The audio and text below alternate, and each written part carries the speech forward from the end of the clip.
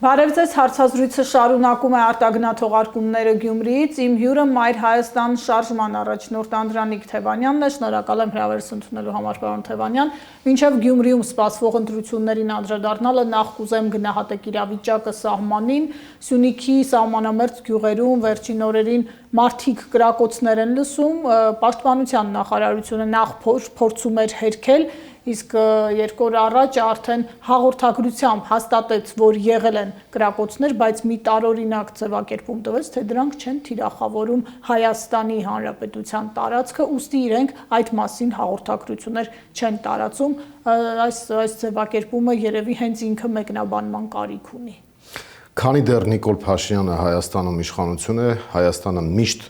գտնվելու է ցնցումների մեջ, միշտ ունենալու են խնդիրներ սահմաններին, միշտ ունենալու են խնդիրներ ընդհանուր մինչև Երևանում։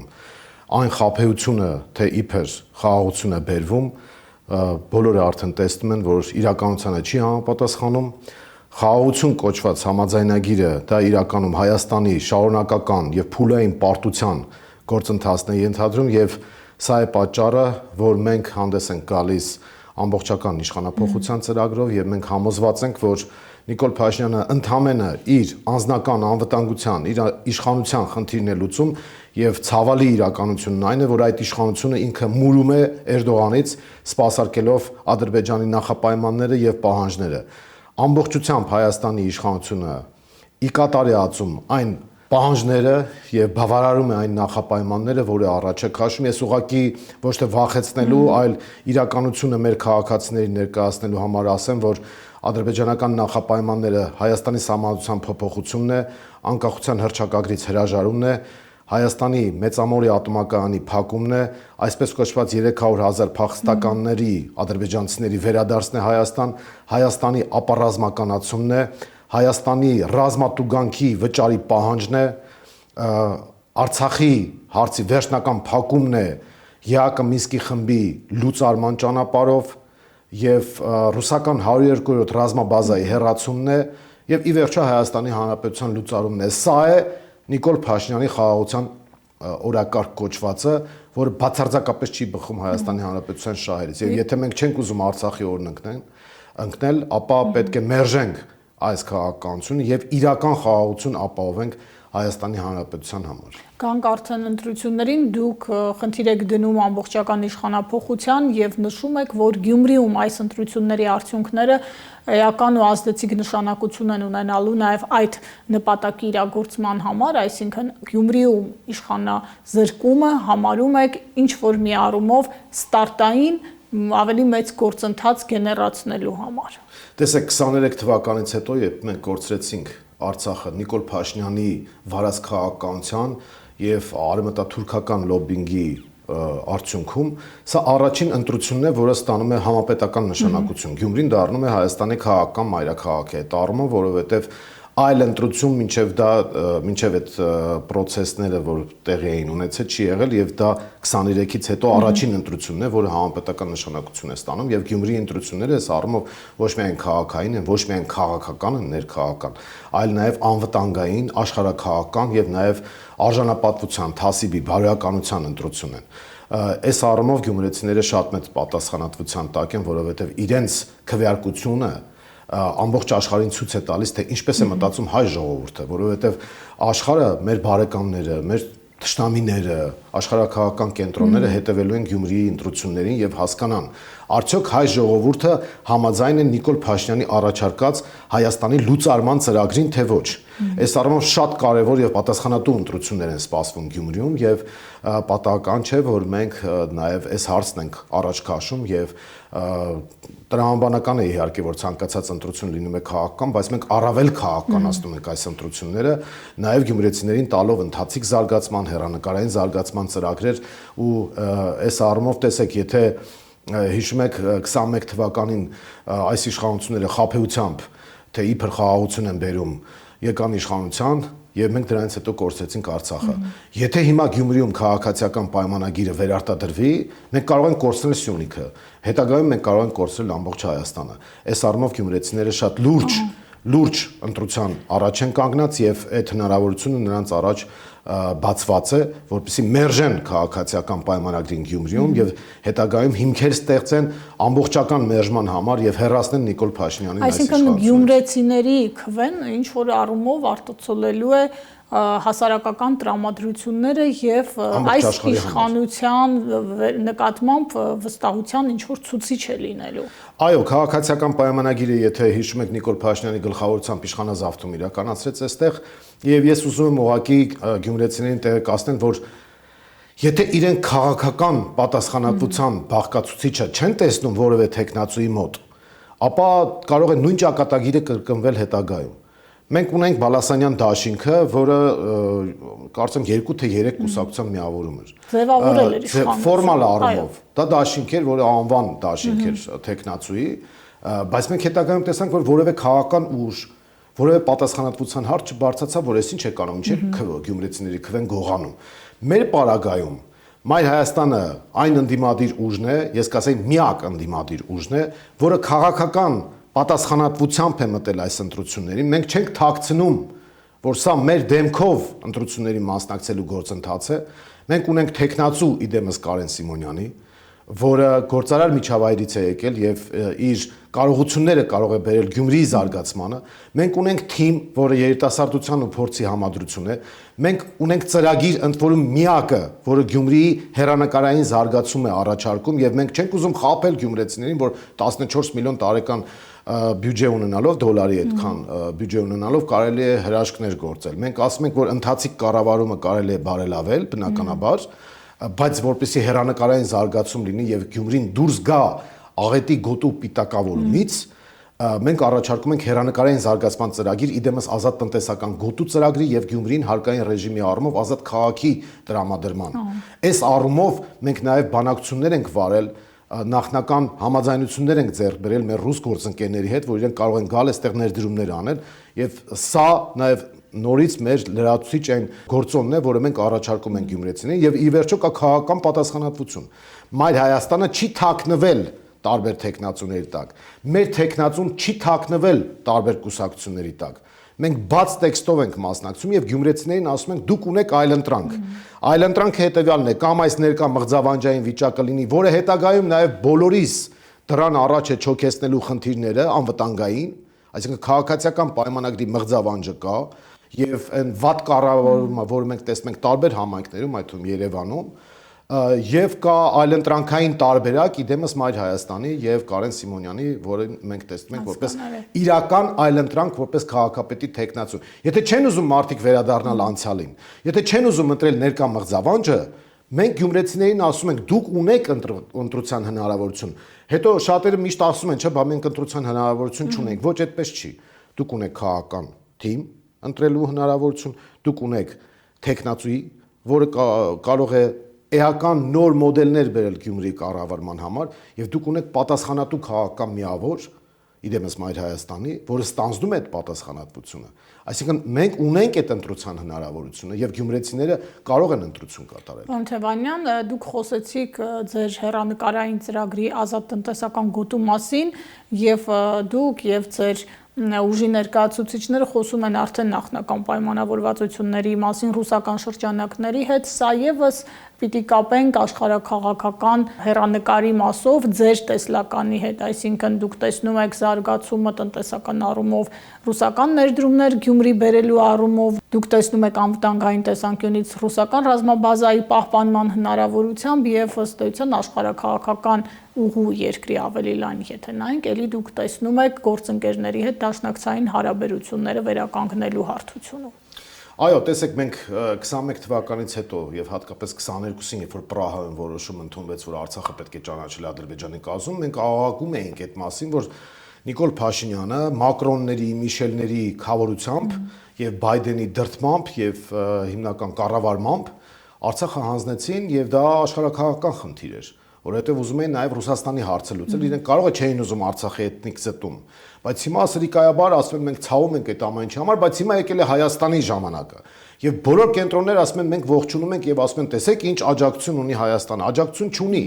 Հայաստանը Նիկոլ Փաշինյանի գլխավորությամբ որոշում է կայացրել գնալ ինքնալուծարման։ Ողջունում են ցավոտ Եվ իրենք ասում են ցավոտ զուջումները ողջունում ենք, որովհետև հասկանում են, որ դրանից հետո աշխարհակաղակական հարց է լուծվելու։ Մենք ճիշտ հակառակ տեսակետից ենք մոտենում։ Մենք գտնում ենք, որ հայ-ադրբեջանական հարաբերություններում պետք է լինի միջնորդ երաշխավորը եւ դա Ռուսաստանն է, ուզենք թե չուզենք, սիրենք թե չսիրենք, այլ տարբերակ չկա։ Մենք գտնում ենք, որ 102-րդ ռազմաբազան Գյումրիում պետք է մնա, որը պետք է կատարի անվտանգության եւ կայունության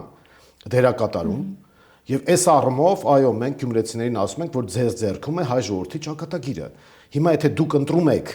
այնպիսի ուղղություն, որը մեզ հնարավորություն է տալիս փոփոխությունների գնալ եւ Հայաստանը անվտանգ պահել եւ Գյումրին զարգացնել եւ գյումրեցու կյանքը բարել փոխել, ապա ամբողջ աշխարհն էլ է հաշվի նստելու այդ հանգամանքի հետ։ Եթե հակառակը լինի, նույնիսկ մեր բարեկամները մեզանից ձեռք կքաշեն։ Եվ կասեն, եթե հայ ժողովուրդը որոշել է չդիմադրել, ապա մենք ոչնչով իրենց չենք կարող օգնել։ Սա շատ կարևոր ընտրություն է եւ այդ աշխարհակաղակական ընտրության հարցը մենք նաեւ դնում ենք գետնի վրա եւ այստեղ գյումրեցիներին ասում ենք, որ դուք ընտրության հնարավորություն ունեք։ Բայց Գյումրիում կան բազմաթիվ սոցիալ-տնտեսական խնդիրներ նաեւ եւ դա է պատճառը, որ մենք ազատ տնտեսական գոտու ծրագիրը առաջարկելով նաեւ ցույց ենք տալիս տեղը, թե որտեղից ենք ակնկալում ներդրումները եւ որ շուկաներում կարող ենք մենք արտահանում կազմակերպել։ Մեր ծրագրով արտահանման դեպքում բիզնեսը ազատվելու է շահութահարկից եւ եթե փոքր է շրջանառությունը, նաեւ շրջանառության հարկից, եթե գործում է ազատ տնտեսական գոտում։ Գյումրին ունի հրաշալի հնարավորություն եւ այդ հնարավորությունը իր տրանսպորտային բոլոր միջոցների արկայությունն է բացի ծովայինից։ Կա օդանավակայան, կա երկաթգիծ, հյուսիս-հարավ ճանապարհը, իր աշխարհագրական դիրքը Վրաստանի հետ կապված, նաև Թուրքիայի հետ կապված հետագայում եթե հարց լինի, Գյումրին կարող է կենտրոն դառնալ։ Այս առումով մենք տեսնում ենք, որ ռուսական ներդրումների գալու հնարավորությունը կա եւ պատահական չէ, որ պետական շրջանակները նաև հաստատեցին, որ իրենք շահագրգռված են, որպեսզի Մայր Հայաստանի ծրագրերը կյանքի կոչվեն եւ բնականաբար փորձագիտական շրջանակներն էլ նշում են, որ Գյումրիում կա 102 ռազմաբազա, Ռուսաստանը ինքը շահագրգռված է իր նաև փափուկ ուժով, այսինքն տնտեսական գործիքակազմերով նպաստել քաղաքի զարգացմանը եւ իրենք շահագրգիռ են, որ այստեղ լինի զարգացում, տեսեք Սիրիայում ինչ կատարվեց, Սիրիայում կա ռուսական ռազմաբազա եւ հիմա դրա ճակատագիրը անհայտ է, իրենք էլ են հասկանում, թե ինչ է տեղի ունենալու եւ որպեսզի Հայաստանը Սիրիայի չվերածվի, մենք պետք է փոփոխություններ իրականացնենք եւ դրա լավագույն հնարավորությունը հիմա կա Գյումրիում։ Եվ անդրադառնանք հնարավոր սցենարներին, այս իշխանությունը մեկ անգամ չէ, որ տեղական ինքնակառավարման մարմինների ընտրությունների արդյունքները ըստ էության ուզուրպացրել է զավթելով տարբեր համայնքներում իշխանությունը, սկսած Վանաձորից մինչև Երևան, եղել է պրոցես Ալավերդիում, փորձ է արվել Փարաքարում, նույն Գյումրիում, այս հնարավորությունը ինչպես է գնահատում իշխանությունը, արդյոք կփորձի այդ նույն սցենարները այստեղ բանեցնել, քանի որ արդեն վարչական ռեսուրսների ճնշումների մասին բազմաթիվ են ահազանգերը։ Բնականաբար Նիկոլ Փաշինյանը իր կաշին փրկելու, իր աթոռը փրկելու համար պատրաստ է դիմել բոլոր քայլերին, բայց այս գործիքակազմը մենք անպայման պետք է օգտագործենք եւ նախորդի փորձերը հաշվի առնելով ուղղակի կոչ անենք ընտրողների նախ ակտիվ մասնակցել։ Եթե Երևանում ակտիվ մասնակցություն լինել, մենք այսօր Երևանում իշխանությունը փոխել ենք եւ համապետական փոփոխության էին գնացել։ Ուղղակի մարդիկ մտածեցին, որ այդ ընտրություններով հնարավոր չէ։ Հետո ես օրինակ անձնապես բազմաթիվ կապեր եմ ունեցել տարբեր մարդկանց հետ, զանգեր եմ ստացել, շփումներ եմ ունեցել, որ ասում են մենք փոշմանել ենք, որ չենք եկել, որովհետեւ չէինք մտածում, կարծում, որ հնարավոր է ընտրության բան փոխել։ Հիմա ընտրության փոխել հնարավոր է, եթե գյումրեցիները ակտիվ մասնակցություն ցուցաբերեն։ Իշխանությունը նոր տեխնոլոգիա է կիրառել, հետընտրական կեղծիքների է դիմում, եթե նախկինում մենք ունեինք նախընտրական կամ ընտրական կեղծիքներ, ապա ընտրակաշարք եւ այլն, ապա հիմա իրանք այդ նույն բաները անում են, բայց դրան ավելացրել են նաեւ հետընտրական կեղծիքը։ Դրա համար մենք ինչ ենք ասում գյումրեցիներին, որովհետեւ չկարողանան անհատի ճնշել, չգիտեմ, քրեական հետապնդումների ենթարկել, տարբեր տեխնոլոգիաներ կիրառել, դուք պետք է ընտրեք եւ տեխնացուին, եւ քաղաքական ուժին, եւ որոնք իրար հետ իդենտիկ են։ Եթե քաղաքական պատասխանատվությունը չկա, ցանկացած տեխնացուի կներեք ժողովրդական բառով ասեմ, մի հատ փխ կանեն, փախնելու են, անկախ նրանից ով ինչ է իրենից ներկայացնում։ Հիմա մենք դրա համար այլընտրանք ենք ներկայացնում, ասում ենք, տեսեք, մենք առաջադրում ենք քաղաքապետի տեխնացու Կարեն Սիմոնյանին։ Ինքը ամբից կենսագրություն ունի, չկա որևէ կրիմինալ, չկա որևէ այլ խնդիր, որը կարողանան իրեն ճնշել։ Գործարար դաշտում մաքուր է, խնդրեմ գնացեք ստուգեք։ Ինքը հանձնել է հավատարմագրային կառավարման իր բիզնեսները եւ հիմա ներկայանում է որպես քաղաքական ուժի ներկայացուցիչ։ Մյուս կողմից կա Մայր Հայաստանը, որի քաղաքական պատասխանատվությունը եւ լավի եւ վատի համար է լինելու։ Եթե ճնշումները կիրառեցին, մենք Մայր Հայաստանով ամբողջությամբ ներգրավվելու ենք այդ process-ի մեջ։ Եթե թերություն եղավ քաղաքի կառավարման, մենք ենք դրա պատասխանատվությունը։ Այո, քաղաքական պատասխանատվություն կա, եթե մենք թերանանք, բնականաբար հետագայում որևէ աջակցության չենք արժանանա։ Եվ ունի Մայր Հայաստանը ռեսուրս վերահսկելու նաև բուն ընտրության օրը process-ը քվեարկության, որովհետև տարբեր նաև հնարավոր ինչ-որ գործիքակազմ կարող է կիրառել իշխանությունը, որը տեսել ենք նախորդած նախադեպերի ժամանակ։ Բուն ընտրատեղամասերում ես բացառում եմ, որ իրենք կարողանան ինչ-որ բան անել, ինչու, որովհետև մենք բոլոր 82 տեղամասերը ծածկել ենք եւ ես հուսով եմ, որ մյուս ընդդիմադիր ուժերն էլ իրենց ռեսուրսները կներդնեն, այդտեղ խնդիր չեմ տեսնում։ Խնդիրները ցուցակների մեջ է, խնդիրները դրսում process-ը խոսում են ինչ-որ անձանց գրանցելու եւ այդտեղ դրանց օգտագործելու։ Դրա համար բոլոր գործիքակազմերը կիրառելու ենք եւ քարոզությամբ նաեւ կոչ ենք անում, որպեսզի գյումրեցիները ակտիվ մասնակցեն։ Իրենց մասնակցության քանակի մեծ չափը մեզ հնարավորություն կտա անուղղակի նաեւ ազդել ընտրությունների process-ի վրա, որովհետեւ վարչական ռեսուրսը սահմանափակ է։ Եթե քաղաքացիները, որոնք ընդդիմադիր տրամադրություն ունեն մնան տանը, իրենք դրանով անուղղակիորեն օգնելու են քաղաքացիական պայմանագրին։ Այսինքն մենք կոչ ենք անում գյումրեցուն մասնակցիր, որ չպարտվես։ Սա շատ կարևոր է եւ երկրորդը մեր կարգախոսն է միացիր, որ փոխենք։ Այսինքն դու միանում ես Մայր Հայաստանի ծրագրին, միանում ես Մայր Հայաստանի քաղաքական թիմին եւ տեխնացուին եւ մենք դրանով փոխում ենք այս իրավիճակը։ Եթե չես միանում, հետո չբողոքես։ Սա է հիմնական մեր մեսիջը, մեր ուղերձը, մեր խնդրանքը, մեր կոչը գյումրեցիներին, որպեսզի իրենք կարողանան ազդել եւ իրենց քաղաքի կյանքի վրա, եւ իրենց անձնական կյանքի վրա, եւ երկրի կյանքի վրա, որովհետեւ այստեղ նաեւ անվտանգության հարց է լուծվելու եւ տեսեք մենք նաև մոդել ենք առաջարկում համաձայն որի քաղաքական դաշտը պետք է միավորվի, որովհետև քիչ հավանական է որ 50+ ավակի։ Այս առումով մենք կարծում ենք, որ կարող ենք լինել այն միավորող ուժը, այն մերանը, այն համախմբողը, որը կարող է ընդդիմադիր դաշտին այլընտրանքային տարբերակ առաջարկել եւ մենք ձգտում ենք լինել առաջատարը եւ քարոզության փուլն է ցույց է տալի, որ Մայր Հայաստանը եւ իր տեխնացուն այս ընտրարշավի առաջատարն է։ Եվ ծրագրով եւ տեխնացիով, եւ քաղաքական թիմով, եւ նույնիսկ ձևական այդ բրենդավորման process-ով, եւ նոր տեխնոլոգիաներով, որևէ մեկը սա թող ինքնագովես չհնչի, չի կարող հավասարվել Մայր Հայաստանի թիմին։ Այս առումով մենք միավորող ենք դառնում։ Ձեր առաջարկը, որ առաջինը քվեներ ստացած ուժերից, ոչ ընդդիմադիրների մասին է խոսքը, հա, նրա շուրջ միավորվում են մյուսները, բայց պատասխանատվությունը կրում է ամենաշատ ձայներ ստացած ուժը, այսինքն պաշտոնների բաժանում եւ այլն չի լինում։ Տեսեք, մենք կարմիր գիծ ենք արել։ Ասում են ԿՊ-ի եւ նրա արբանյակների հետ որևէ բան չի կարող լինել, բնականաբար մենք իրենց պետք է իշխանազրկենք։ Սա մեր նվազագույն ծրագիրն է։ Առավելագույնը հետեւյալն է, որ մենք Մայր Հայաստանը պատրաստ է ստանձնել քաղաքի կառավարման պատասխանատվությունը եւ մենք կարծում ենք, որ իրական այլընտրանքը հենց Մայր Հայաստանն է։ Իրական այլընտրանքը։ Եթե կա ավելի լավ տարբերակ, թող ինձ ներեն ցույց տան։ Եվ ծրագրով, եւ տեխնացիով, եւ քաղաքական թիմով։ Մյուսը, որպեսզի դա աթոռակրվի եւ աթոռի առևտրի չվերածվի, որովհետեւ քաղաքընթացիկ կառավարման խնդիրներ ունի եւ հնարավոր չէ, ասենք քաղաքապետ, փոխքաղաքապետ տարբեր ուժերից տեղադրել եւ ասենք քաղաքի ընթացիկ կառավարման ենթադրենք հարց կա, քաղաքապետը հրանგი իջացնում վարչության պետին, բայց վարչության պետը այլ կուսակցությունից ասում է մի հատ շեֆից հետ ճշտեմ, հետո պարզում է այդ շեֆն էլ շեֆ ունի, հետո պարզում է շեֆն է տեղում չի ու այդպես քաղաքը վերածվում է բարդակի։ Այն ինչ որ մենք տեսանք այս մինչեւ 21 թվականից հետո այդ կեղծ կոալիցիան, որ ձևավորվեց, քաղաքը ուղղակի դրանից դուրս է։ ԿՊ-ն ինքը վնաս տվեց այս քաղաքին ուղղակի եւ Բալասանյան դաշինքի ժամանակ եւ հիմա կարող է վնասվել քաղաքը, եթե արհեստական կոալիցիա ձևավորվի։ Մենք ինչ ենք ասում։ Մենք ասում ենք, որպեսզի նվազագույն խնդիրը լուծվի եւ ԿՊ-ին մենք իշխանազրկենք, բոլոր ուժերը պետք է իրենց քվեն տան եւ վերահսկեն ավականու միջոցով։ Եվ մենք պատրաստվում ենք ինքներս ստանձնել այդ առաջատարի պատասխանատվությունը, որովհետեւ այսինքն ըստ էության իշխանության մաս դառնալու հավակնություն այս դեպքում չի լինում։ Չէ, մենք ունենք հավակնություն իշխանությունը վերցնելու։ Ես նկատի ունեմ մյուսների կողմից պետք է դա չլինի եւ մենք կարծում ենք, որ այդ պատրաստակամությունը պետք է հայտնվի, որովհետեւ կա ավականու ինստիտուտ։ Ավականու ինստիտուտի միջոցով հնարավոր է վերահսկել եւ այդ դեպքում քաղաքապետը իմ կարծիքով ամենալավն է աշխատելու, ամենաարդյունավետը։ Տեսեք, իշխանությունը վերահսկելու է կենտրոնական իր կողմից, հասարակությունը վերահսկելու է իր կողմից եւ այսպես ասեմ ողերին բարեկամները վերահսկելու են իրենց կողմից։ Այսինքն բոլորն է շահագրգռված են լինելու, որ կոպիտ ասած կեղտ ման գան, ասեն տեսեք ինչ է անում, իսկ մենք շահագրգռված ենք լինելու աշխատել այնպես, որ որևէ քննադատության չարժանանանք։ Իհարկե առանց դրա հնարավոր չի լինելու, բայց կոռուպցիա,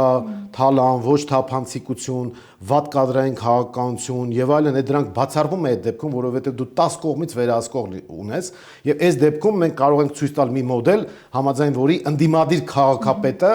ամենալավն է աշխատում եւ սա նաեւ տեղական ինքնակառավարման մարմինների փիլիսոփայությունից է բխում, որ պարտադիր չի, որ դու կենտրոնական իշխանության տակ լինես։ Մենք հիմա Երևանում տեսել ենք, չէ՞, կենտրոնական իշխանության տակ աշխատող ԿՊ-ն բերել է թանկացում, կոռուպցիա, թալան, վատ կառավարում։ Նույնը Գյումրիում կարող է սպասվել։ Ու չեմ եք հասկացում, որ տեղական նշանակության ԿՊ-ն, որը անկախ նրանից թե ինչ տեխնացիով է հանդես գալու, իրականացնելու են քաղաքականությունը, որը մենք տեսել ենք Նիկոլ Փաշինյանի օրոք։ Այսինքն ձայնը տալով քաղաքացիական պայմանագրին, գյումրեցիները պետք է իմանան, որ ձայնը տալիս են Նիկոլ Փաշինյանին, Ալիևի ծրագրերին, Էրդողանի առաջ կռացած կանգնելուն, ադրբեջանա-թուրքական օրակարգը սպասարկելուն,